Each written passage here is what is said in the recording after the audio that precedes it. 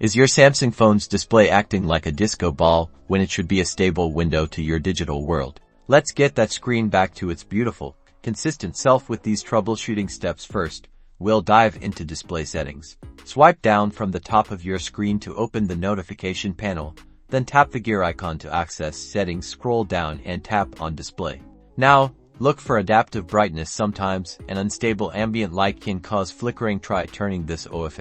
Next, let's try a soft reset. This is like a quick reboot for your phone's software without deleting any data. Go back to the main settings menu.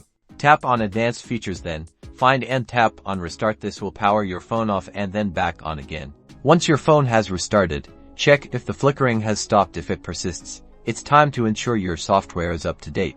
Back in settings, scroll all the way to the bottom and tap on software update. Tap download and install. Your phone will check for any available updates. If one is found, install it following the on-screen prompts. Installing the latest software can often resolve display glitches. If the screen flickering continues even after these steps, there might be a hardware issue. In that case, you'll want to contact Samsung support or a qualified repair technician. With these fixes, you should hopefully be enjoying a clear and consistent viewing experience on your Samsung device once again.